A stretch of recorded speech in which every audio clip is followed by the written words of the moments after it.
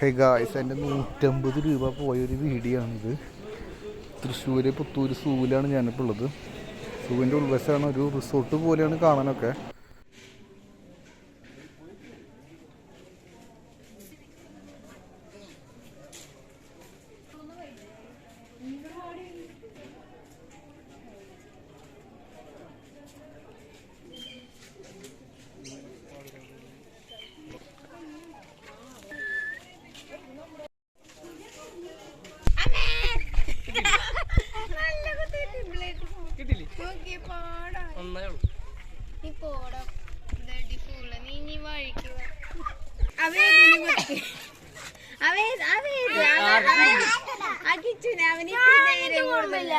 അയ്യോ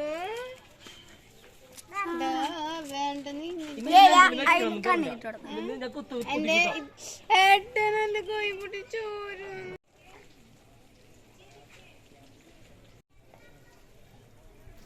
ഈ മയിലിനൊക്കെ ഫ്രീ ആയിട്ട് ഞാൻ എൻ്റെ വീട്ടിൽ സ്ഥിരം കാണുന്നതാണ്. രാവിലെ ഒരു 6-7 മണിയാകുമ്പോഴേക്കും എങ്ങനെ പോയാലും ഒരു 10-12 മൈലുകൾ ക്രോസ് ചെയ്ത് പോകണ്ടാവും.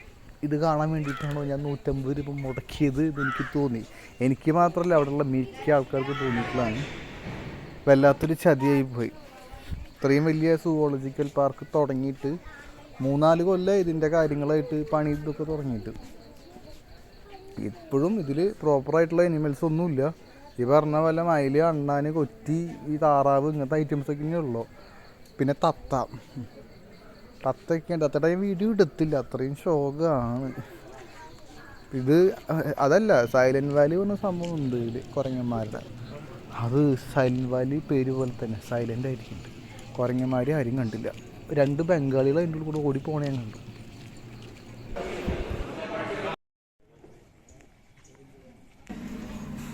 ഇതാണ് സൈലൻറ്റ് വാലി. ഇതിൻ്റെ ഉള്ളിൽ കണ്ടില്ലേ, കുരങ്ങന്മാരില്ല, ഒന്നുമില്ല, പൂമ്പാറ്റൊന്നുമില്ല. ഇത് തൃശ്ശൂർ സൂന്നല്ല ആക്കുന്നുണ്ട്, തൃശ്ശൂർ ഗാർഡൻ എന്നാക്കണം. മൊത്തം പൂക്കളാണ് ഫുള്ള് നോക്കിയാലും കാണണം. അല്ലാതെ മൃഗങ്ങളൊന്നുമില്ല. കൂടിപ്പോയ ഒരു 10-12 മൃഗങ്ങൾ ഉണ്ടെങ്കിൽ ഉണ്ട്. ഈ 10 ഞാൻ തയ്ച്ച് കണ്ടിട്ടില്ല കേട്ടോ. ഞാൻ പറഞ്ഞ ബംഗാളി കൂടി പോണ കണ്ടില്ലേ, അതാണ് ബംഗാളി. അല്ലാണ്ട് ഇവിടെ കുരങ്ങന്മാരാരുമില്ല. വെറുതെ 150 രൂപ പോയി. ഇവിടെ ഒന്നുമില്ല, വെറുതെ നടക്കുക.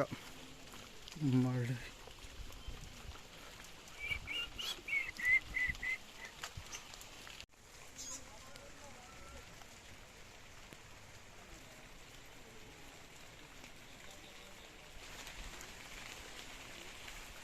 സൈലൻറ്റ് വാലിയിൽ ഇറങ്ങിയിട്ടൊരു മുയലിനെ, ഒരു കുരങ്ങനെ പോലും കണ്ടിട്ടില്ല.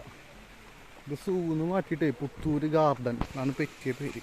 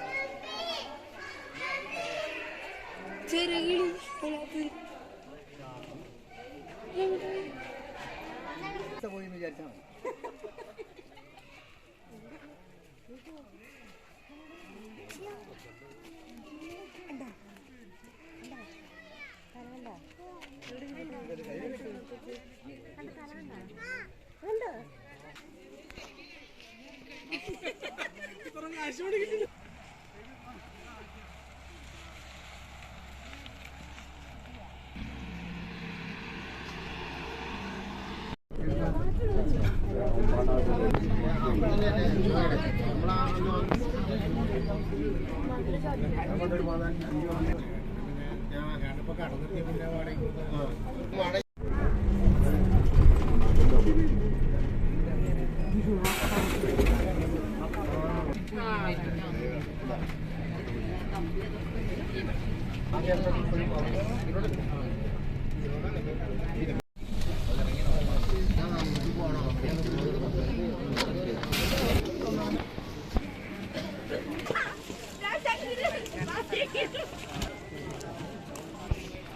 ആരും പോയി തല വെക്കരുതെന്ന് പറയാനുള്ളൂ. 150 രൂപ മുടക്കിയിട്ട് ഇതിനുള്ളിൽ മാത്രമുള്ള സാധനങ്ങളൊന്നുമില്ല.